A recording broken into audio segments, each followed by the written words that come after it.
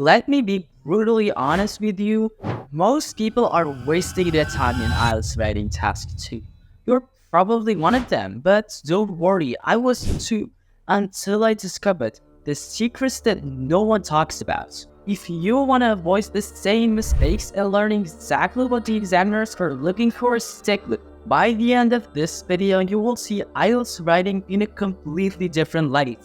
And it might be the breakthrough you need to finally score that elusive band 9. You see, most IELTS candidates think that they can just skate by writing generic answers and hope that the examiner will be impressed.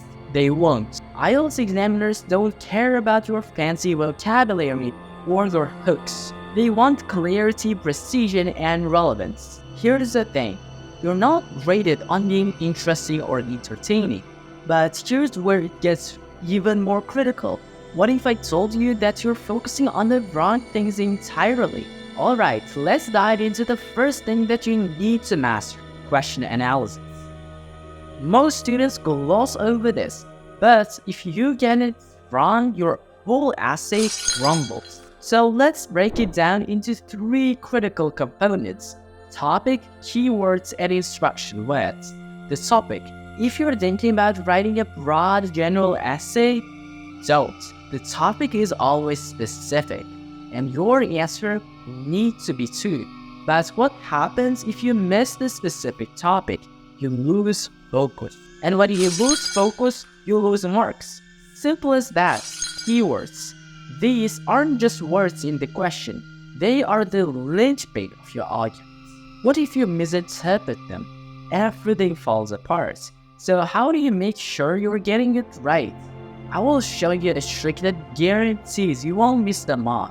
Instruction words. This is where most candidates trip up, and it's exactly why they don't get the score they deserve.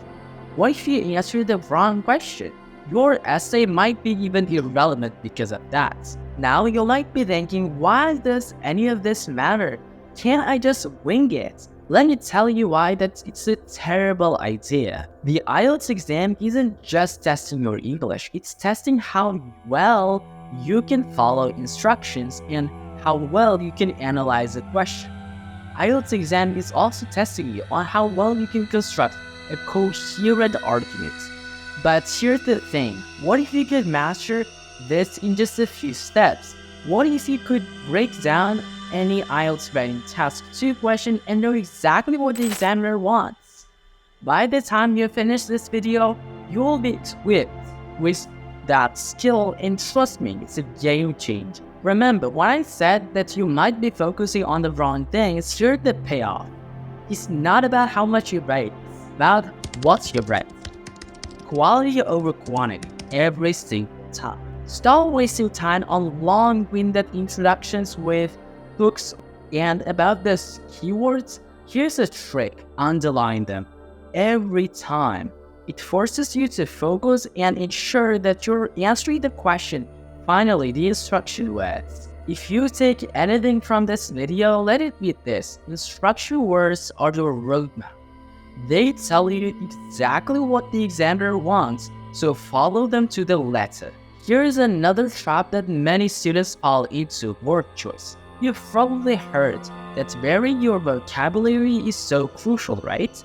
But here's the harsh truth. If you're not 100% sure about a word's meaning, don't use it. IELTS is not a place to experiment with your vocabulary.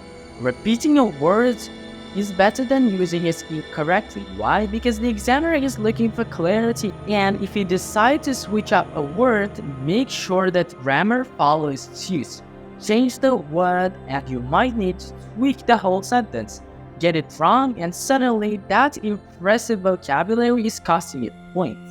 Now let's talk about ideas. It's tempting to pack your essay with as many ideas as possible, thinking that more ideas will impress the examiner. But here's the harsh truth. Too many ideas can ruin your essay. It dilutes your argument and makes it hard for the examiner to follow your train of thought. Undeveloped ideas are even worse. It's better to have fewer well-developed ideas than a bunch of half-baked thoughts. Ask yourself the key questions: why, when, what, so what, how. These will push you to deepen your argument and provide the clarity that the examiner is looking for.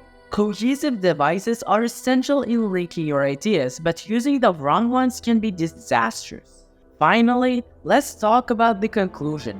Most people rush through this part, thinking that it's just a formality, but the conclusion is your last chance to leave a strong impression. So how do you do it right? First, summarize your main points. This isn't just about repeating what you've already said, it's about reinforcing your argument. Make sure that the examiner walks away with your key points fresh in their mind. Second, restate your opinion.